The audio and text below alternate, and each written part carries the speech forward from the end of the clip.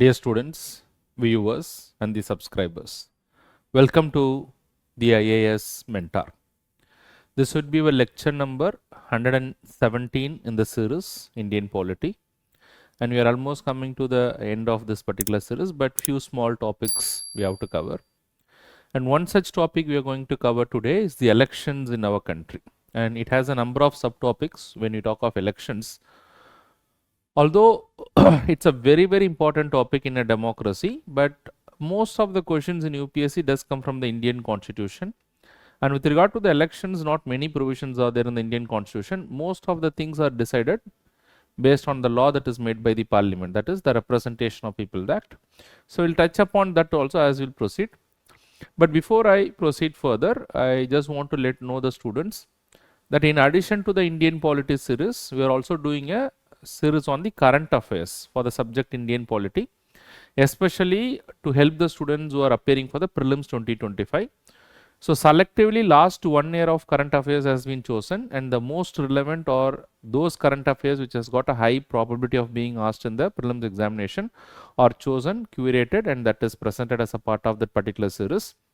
It's a short series. So in addition to the Indian Polity Series, if you watch the current affairs series on Indian polity, that can actually brighten your chances of scoring very high from the subject Indian polity. So with that, I'll just come back to the topic that I am discussing, that is the elections in our country. So in this topic, what we are going to understand is broadly we are going to understand the constitutional provisions related to elections in our country, right from Article 324 of the Constitution, which allows for the Election Commission of India. And we are not only concerned about the Election Commission of India, but we will also look into the process by which the election is happening in our country. What are the laws that regulate elections in our country, especially the Representation of People Act 1950 and the Representation of People Act 1951. In addition to the laws, we will also understand the entire missionary of which is involved in the election process. That means the various officers who are involved in the election process. So all those things will be discussed in this particular topic, elections in our country. So let us start with the constitutional provisions related to elections. So most of the provisions I have discussed here and there in different lectures. So what I am trying to do is I am trying to consolidate all those things which is related to elections under this particular topic. The first and foremost provision when you talk of elections is Article 324 of the Constitution. The Article 324 of the Constitution allows for the establishment of the Election Commission of India, and also it is the responsibility of Election Commission of India under Article 324 to supervise, to direct and to control the elections when it comes to election of President, Vice President, election to the Parliament and the state legislature. That is to both Lok Sabha as well as Rajya Sabha and the Legislative Assembly and the Legislative Council. So that is what basically that we should know about Article 324 of the Constitution. So apart from that Article 324, another important provision in the Constitution is the universal adult suffrage. That means we already discussed what are the essential features of democracy. The essential features of democracy include the first and foremost is periodic elections, and it should also have universal adult suffrage, but most importantly it should also be a free and fair election. And to ensure the free and fair election, we have a Election Commission of India, and the Constitution says within what time limit the elections has to be conducted, ensuring it a periodic election. But the Constitution also ensures what is called as universal adult suffrage. Article 326 and Article 325 are very important in this regard. Article 326 of the Constitution says that every adult individual shall be given the right to vote, whereas Article 325 of the Constitution is saying that this right should be given to every adult individual without any discrimination. So therefore Article 325 and Article 326 also becomes very important when it comes to providing the voting rights to the people, which is a constitutional right. And then you have Article 327 of the Constitution, which is very important, because although it is the responsibility of the Election Commission of India to carry out the elections to various areas, including the election to the Legislative Assembly and also Legislative Council and the Lok Sabha and Rajya Sabha, but however how these election process is to be carried out step by step is not detailedly given in the Constitution. In fact, you cannot give it in detail in the Constitution because The elections process will vary with technology. The election process might vary with changing times. And if you put all those things in the constitution, then every now and then we'll have to amend the constitution. That is the reason the broader responsibility as to what the election commission has to do has been given in the constitution. But what are the steps or what are the procedure that shall be followed by the election commission in ensuring free and fair election is not mentioned in the constitution. But however, that has been given where? That has been that power to decide as to how the election commission of India will carry out the election. That power has been given to the parliament, and the parliament to make a law, and by that law they will decide as to how the election is to be carried out. And that is what is Article 327 of the Constitution. Article 327 of the Constitution gives this power to the parliament to make laws with respect to elections to the various legislatures, which may include both the parliament as well as the state legislature. In fact, according to this provision, today the parliament has enacted what is called as the Representation of People Act. In fact, the parliament has enacted two Representation of People Act, that is Representation of People Act 1950 and the Representation of People Act 1951. I will also a little later discuss about the distinction between the Representation of People Act 1950 and the Representation of People Act 1951. In addition to the parliament which can make a law which would based on which the election commission of India will carry out the elections, the respective state legislatures can also make laws as to how the elections in that particular state may be carried out. But however, we know that in case of conflict between the law made by the parliament and the state legislature, the law made by the parliament will prevail. So therefore, any law that is made by the state legislature should be in consonance, should be in line with the law made by the parliament. But however, today the majority of the elections are carried out based on the law that is made by the parliament, that is based on the Representation of People Act. In addition to all those things, Article 329 of the Constitution also specifically prohibits the interference of the courts when it comes to delimitation orders. And we know what is this delimitation order, and who issues this particular delimitation order is a delimitation commission, which is a statutory body. Just now we have discussed in some of our previous lectures. So that's why I say that to have a proper understanding of the subject Indian polity, if you are doing it for the first time, try to do it in a chronological order. And when you do it in a chronological order, it is going to be extremely beneficial. So what is this delimitation commission? The delimitation commission is a statutory body established by the Delimitation Act, and it is this delimitation commission which will decide the number of seats for each and every state when it comes to Lok Sabha elections and also the Legislative Assembly elections. So this delimitation commission will pass various delimitation orders, and that delimitation orders cannot be challenged in a court of law normally. But however, there are exceptions to this. I have discussed earlier. If there is a malified intention, or if there is a procedural injustice in doing so, then in such a case it may be challenged in a court of law. Otherwise, normally no. And apart from that, Article 329 also makes it very clear: the election petitions challenging the elections to any legislature shall be made only in front of such an authority as may be made by the law. So accordingly, today where the election petitions can be filed, the elections petitions can be filed in case of any election dispute. It can go to the Election Commission of India first, and after the Election Commission of India makes a decision, then a further appeal can be made to the High Court of the concerned state where an individual got elected, and then subsequent appeal can also be made to the Supreme Court of India. So this is what the law says today. So these are all some basic information that you have to understand. But when you talk of elections in our country, the first and foremost thing that you'll have to keep in your mind is how the elections are carried out. Or the first and foremost thing is who is supposed to vote in the elections. So right from there the election starts. How many constituencies are there? How the Election Commission of India will prepare the electoral rolls. So these are all few things that happens even before the commencement of the election. Say for example, if a cricket match is to be played, once the toss is over and the captain of the winning side may have an option of either to bat or to bowl, and after he decides that, then from the very first ball the match has already started. But just like that, a cricket match cannot be start But before you start a cricket match, a number of things has to be taken care. Say for example, the technical team has to inspect the ground. They have to look after the security features when it comes to a cricket match. And then they have to take approval from the law enforcement authorities. Most importantly, they have to prepare the pitch. So they have to look after the weather forecast. A number of things are to be taken care even before the actual match begins. So similarly, when you talk of the elections, before the election begins, a number of things has to be taken care. First of all, allocation of different constituencies, then preparation of electoral roll.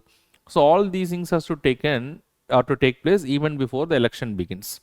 And then subsequently, the Election Commission of India issues what is called as the election schedule, and then subsequently the election notification is issued by the president and the governor respectively for the parliament and the state legislature elections. And then subsequently the election process will begin, the filing of nomination papers and all those things. So just before few minutes I asked a question, why there are two laws under the Representation of People Act 1950. Why there was no only single law when it comes to the Representation of People Act. These two laws were passed, that is the Representation of People Act 1950 and the Representation of People Act 1951, just to make this distinction that the Representation of People Act 1950 deals with all those things prior to actual conduct of elections. So prior to actual conduct of election includes anything that is done before the election notification is issued, or anything that is done before the election schedule is announced, prior to conduct of elections. But however, once the election schedule is announced, then it becomes actual conduct of elections. So anything that will take place after the election schedule is announced, including the election notification and all those things, so those things will come under what is called as a Representation of People Act. So here the notification of the election, so what are the qualifications for someone to contest the election, what are the grounds on which they can be disqualified, what are the rules that is to be followed on the day of polling, so who can take care of the polling in the elections, and after the election is over, then how the EVMs are to be stored, how the results are to be announced, who would be considered to be a winning candidate, if there are any disputes after the declaration of results, where the dispute shall be taken up. So everything is dealt under the Representation of People Act. But anything before the election schedule is announced, it is based on the Representation of People Act 1950, which majorly deals with preparation of electoral rolls, delimiting the constituencies. So all these things are under the Representation of People Act, and anything post the election schedule, it is based on governed by the Representation of People Act 1951. So this is the broader difference. So I'll also touch upon the important areas governed by the Representation of People Act 1950. And what are the things that is governed under the Representation of People Act 1951. So for example, if you look into the Constitution says that how the election shall be carried out to the Parliament and the state legislature based on the law made by the Parliament, and accordingly the Representation of People Act is also passed. Now the Representation of People Act 1950 takes care of all those things before the election schedule is announced, or before the actual start of the elections. Now try to understand that one of the most important thing, whether elections or no elections, one of the most important thing that has to be done by the Election Commission of India is the preparation of electoral rolls. And this preparation of electoral roll is a very, very important step, and only when there is an electoral roll as to who can vote in the elections, then only the elections can happen in the first place. So the preparation of electoral roll has to be done every year. It has to be updated every year, because every year somebody will attain 18 years of age. Every year some adult individual may die. So therefore the Election Commission of India has to periodically revise these electoral rolls. And only when they periodically revise the electoral rolls, they can have an updated electoral roll which can be used at the time of elections. So preparing and updating the electoral roll has a continuous process that happens even before the election schedule is announced. So that is governed under the Representation of People Act. But the Election Commission of India can prepare and update the electoral roll only when they have the information of how many constituencies are there in a particular state, what are the boundaries that is there in the particular state, which is all, what are the boundaries of various constituencies in that particular state, which are all the functions of the Delimitation Commission. So the delimitation commission will pass the orders regarding all those things, but all those orders are consolidated and placed in the Representation of People Act 1950, which would help the Election Commission of India to prepare what is called as electoral rolls. So accordingly, if you look into the Representation of People Act, the Representation of People Act 1950 in its schedule gives the details of how many seats are there in every state in the Lok Sabha, how many seats are there in the legislative assemblies to every state. All these informations are given in the Representation of People Act, according to which the Election Commission of India can prepare the electoral rules. So this is the first and foremost thing that you'll have to keep in your mind. And if you look into the Representation of People Act, it also says, while the Constitution says every adult individual will have the right to vote, but every adult individual who shall have the right to vote can be further regulated by a way of a law, which the Representation of People Act further regulates. So in addition to being 18 years of age, there are other conditions that needs to be satisfied. One should be a resident of a particular state. One should be a resident in a particular area. So resident means he should have stayed there for a minimum of 6 months. Okay, you are 18 years of age, you are a resident of a particular state. Then it is also important that the individual is not of unsound mind. Okay, you are a resident of a particular state, you are not unsound mind, you have attained 18 years of age. Then you are also not disqualified to vote in the elections under any law. So if you are disqualified to vote, so you should not be disqualified to vote. And if you are not disqualified to vote under any law, if all these conditions are satisfied, then you are eligible to vote in the elections as per the Representation of People Act 1950. So if any of you have taken part in the elections, be it Lok Sabha elections or the Legislative Assembly elections, and you are allowed to vote in the election because the Election Commission of India has issued you the voter ID based upon whichever constituency you are. That means you have satisfied all these conditions, and because you have satisfied all these conditions, you are eligible to vote. And what is the law which provides for all these provisions? It is the Representation of People Act 1950. So Representation of People Act 1950 majorly deals with the preparation of electoral rolls before the elections and regular and periodic updation of these electoral rolls. So this is basically an important thing that is dealt under the Representation of People Act. But for your purpose of election, what is even more important is the Representation of People Act 1951, which deals with what is called as actual conduct of elections. The Representation of People Act 1951 deals with the actual conduct of elections. So therefore, let us look into what are the provisions that is dealt by the Representation of People Act 1951. And before I go to there, so just because it is mentioned, if you look into Article 81 and Article 170 of the Constitution, which only provides for the maximum number of seats in case of Lok Sabha and the Legislative Assembly. The maximum number of seats in case of Lok Sabha, we know that it is 550. The maximum number of seats in case of the state legislature is maximum, it can be up to what is called as 500. That is the maximum number of seats. But what shall be the exact number of seats is decided by the Delimitation Commission by delimitation orders, and those orders are consolidated and placed in the Representation of People Act. So therefore, that would allow the Election Commission of India to prepare the electoral rules as per the constituencies. So this is basically what is a function of the Representation of People Act 1950, which guides the Election Commission of India to prepare the electoral rules. But the actual conduct of election happens after the election schedule is announced. Once the election schedule is announced, then the notification will be issued. So how to issue the notification, who to issue the notification is governed under the Representation of People Act. Who shall contest the election?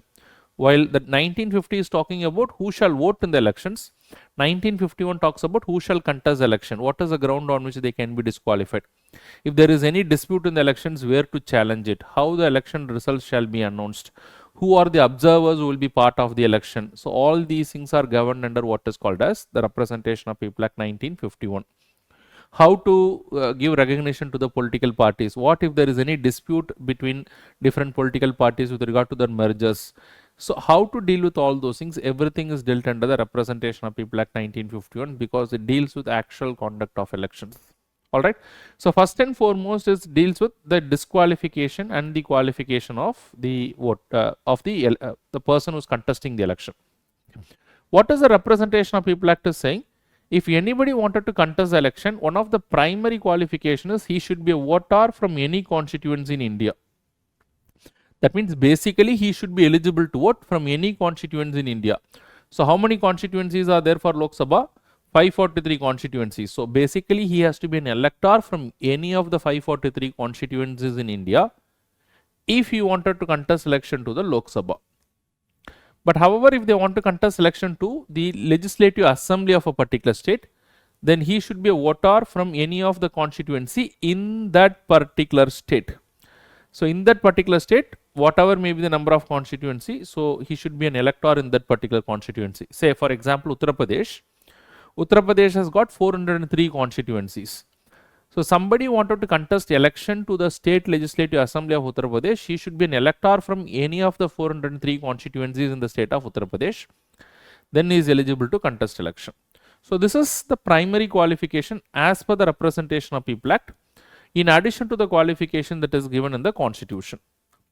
But however, there are grounds on which they can be disqualified. What is the ground on which they can be disqualified? If anybody is convicted of any offense, this is very important. If anybody is convicted of any offense for greater than 2 years, greater than or equal to 2 years, then that's a ground for their disqualification. If any person wanted to contest the election who is holding office of profit, so that is a ground for disqualification. Alright. So if any person is convicted on certain offense, mere conviction, it is not that they are convicted for 2 or more years, but convicted on any grounds, on convicted for any quantum of offense, not necessarily 2 years. So that conviction can be fine, or it can be even 1 month, whatever it is, 1 month, 2 months, or it can be anything, etc. Anything, if their conviction, then also they are disqualified, but not in all the cases. It is only in certain type of cases, if they are convicted, they can be disqualified just merely on conviction. So what are the type of offenses is mentioned in the Representation of People Act itself. So for example, somebody is convicted on the grounds of what is called as, on the grounds of Civil Rights Act. So Civil Rights Act is related to what is called as untouchability. So a person who wanted to contest election, he himself practiced untouchability and therefore he is convicted in a court of law. So in this case, a quantum of punishment is not necessary. Quantum of punishment is immaterial. On conviction, he is disqualified. So it can be on the grounds of what is called as hate speech. It can be on the grounds of anything related to terrorist related laws in our country. Terrorism laws in our country, which deals with to reduce terrorism or which deals against terrorism. So if anybody is convicted of these offenses, then they are also disqualified. So now try to understand, this is not an exhaustive list. These are all the grounds for disqualification. Somebody convicted in a court of law, if the law is not specifically mentioned as to what is the law, then in any general law, if they are convicted, any criminal law they are convicted, but the offense should be 2 or more years.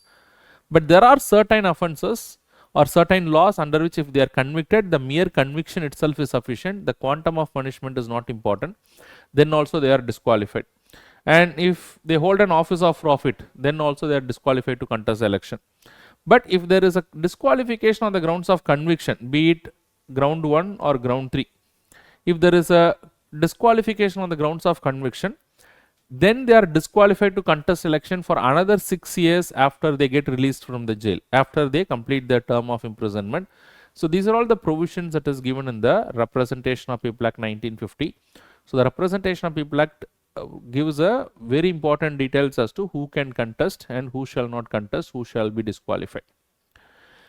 And I said that the Representation of People Act 1951 also deals with election notification, because anything that happens post the election schedule is announced, it is all dealt under the Representation of People Act.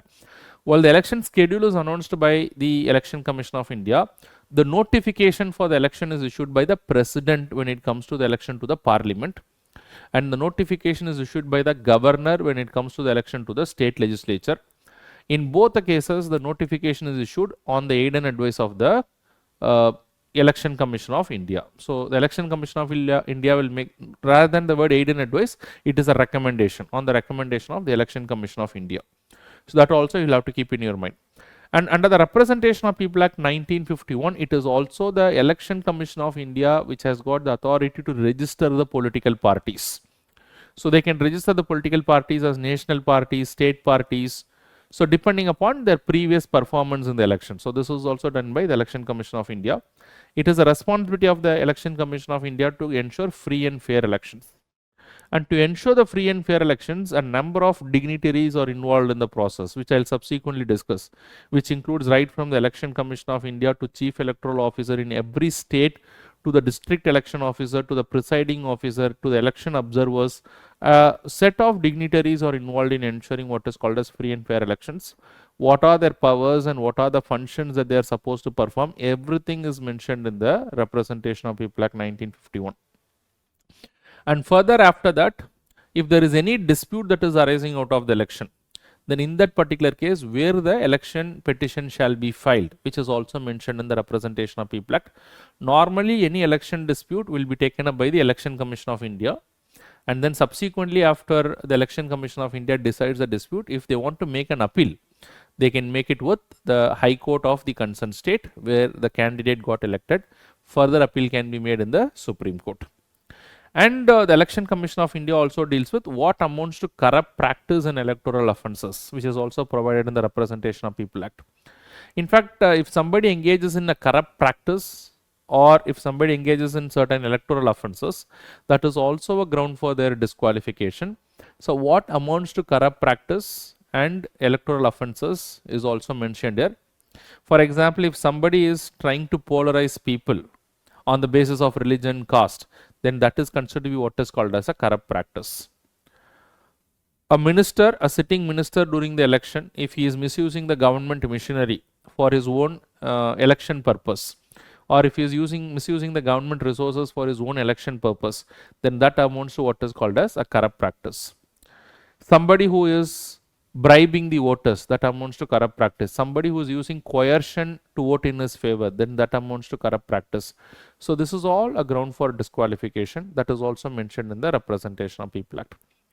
So try to understand, it is a Representation of People Act which talks about everything, which talks about as to how the election is to be conducted, right from the election notification to filing the nomination papers, to the conduct of elections, declaration of results, post-election disputes. So everything is dealt under what is called as the Representation of People Act 1951. That is why UPSC mostly asks questions from the Representation of People Act 1951.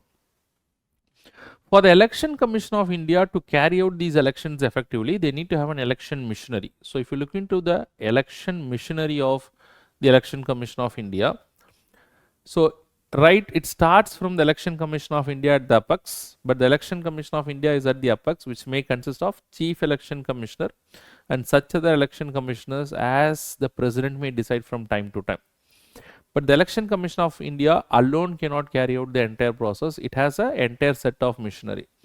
So there is a Chief Electoral Officer appointed by the Election Commission of India for every state. So it is a Chief Electoral Officer whose responsibility to supervise the election at a particular state. And the Chief Electoral Officer will be assisted by the district election officers in every district. In fact, it is a district election officer whose responsibility is to revise and update the electoral rolls, and then he will submit the report to the Chief Electoral Officer.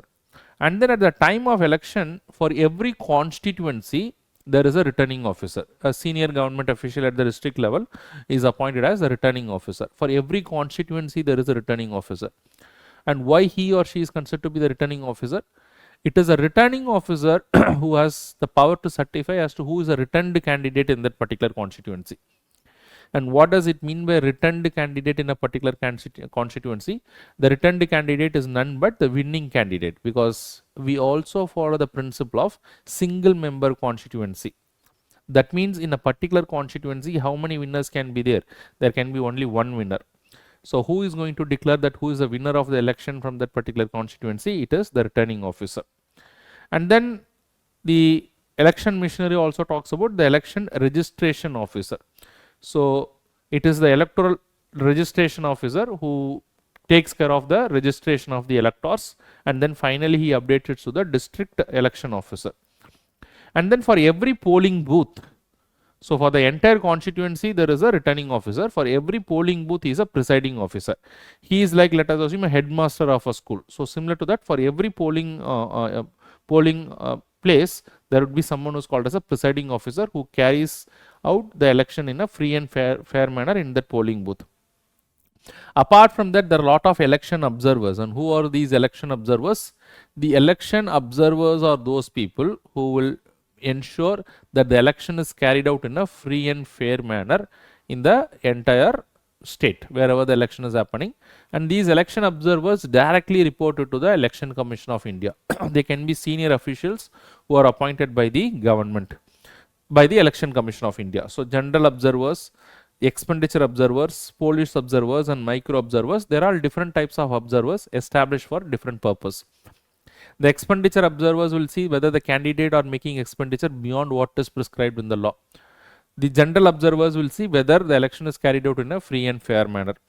And then the police observers will look into the law and order related disputes when it comes to elections. And then micro observers will look into the micro aspects of the election. So this is how the entire election machinery which is managed by the Election Commission of India to ensure what is called as the free and fair elections in our country. So now let us also have a brief idea as to the election process. I said when it comes to the election process, the election to the Lok Sabha should happen every 5 years. Sometimes it might happen at an earlier date also, provided if the Lok Sabha is dissolved earlier. Sometimes it may not happen even after 5 years. Sometimes it is possible that the term of the Lok Sabha is extended beyond 5 years on the account of national emergency. Similarly, at the state legislature, when it comes to the legislative assembly, the elections has to happen every 5 years. Sometimes at an earlier date also it can happen if the legislative assembly is dissolved earlier. So now the election has to happen at a regular interval. So therefore, it is a responsibility of the Election Commission of India to make the preparation when it comes to the elections. So whenever the time is over, then the Election Commission of India comes out with a schedule. Once they put up the schedule as to how the election is to be conducted, then the president and the governors comes out with a notification for the elections. And once on the recommendation of the Election Commission of India, once they start notifying for the elections, then the candidates can come and file the nomination papers, and those nomination papers will be scrutinized, and then the elections will happen on the polling day. People will come and vote, and presently if you see, all these voting happens through the electronic voting machine. So in order to ensure the election process is smooth, but however, despite the criticism, there are certain element of criticism about the electronic voting machine, but however, the Supreme Court of India has given a go ahead to the electronic voting machine.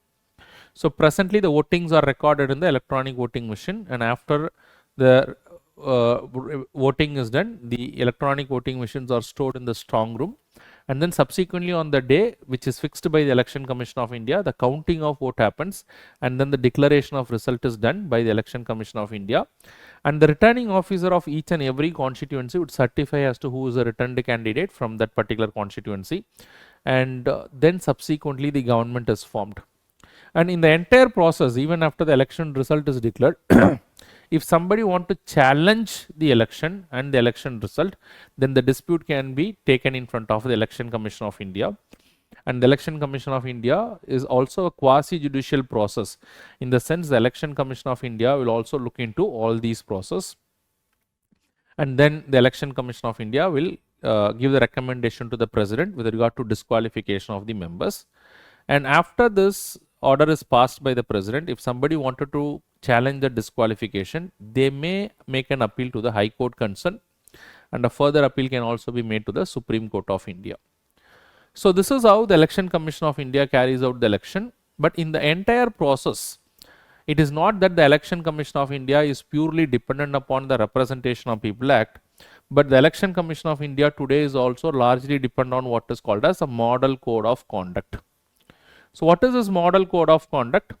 This Model Code of Conduct regulates the election process in our country. The difference between the Representation of People Act and the Model Code of Conduct: while the Representation of People Act and the provisions in the Act are legally enforceable for the violation, but the Model Code of Conduct is not legally enforceable. Model Code of Conduct is merely a moral obligation for the political parties to follow.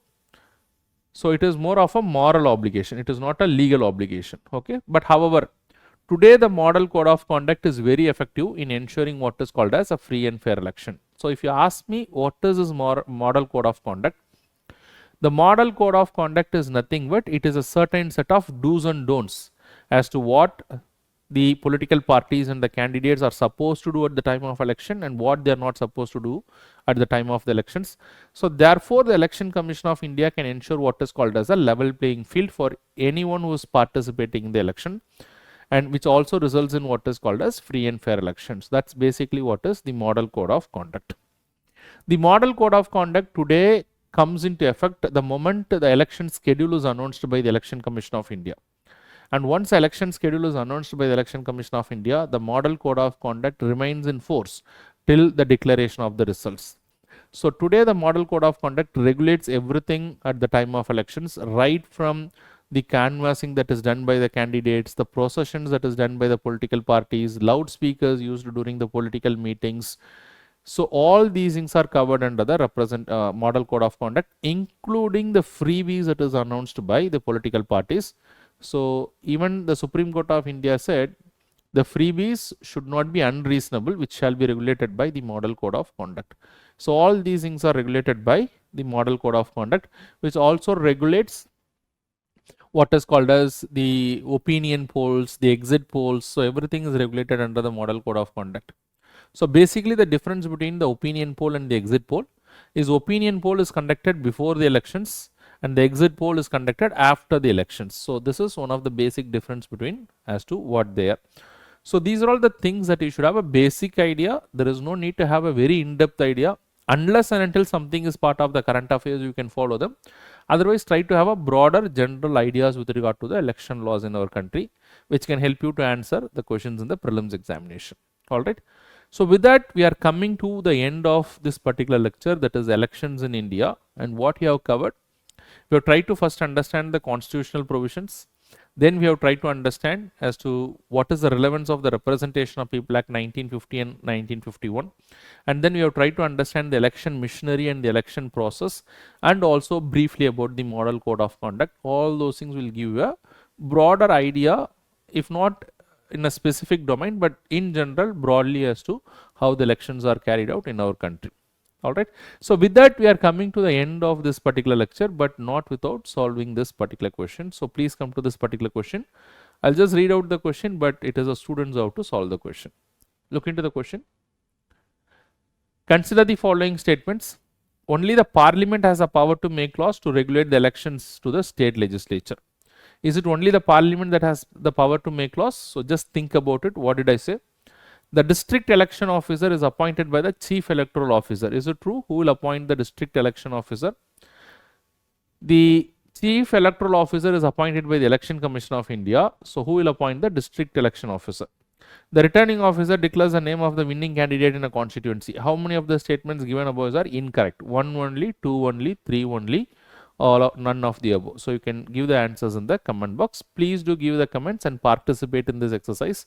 So this is to make sure that you revise on a periodic basis, not only revise, but you also do a lot of questions so that you can also apply whatever you have learned. And if you make mistakes, it's perfectly all right. Making mistakes means you're learning it here so that you don't make mistakes in the actual examination. So in addition to the Indian Polity Series, you can also see the Indian Polity Current Affairs Series, which can strengthen your understanding and which can also help you to score better in your prelims examination. So if you like this video, please share it with your friends and family members, which is going to help a lot of students in the coming years. Thank you very much for watching this particular lecture. All the very best.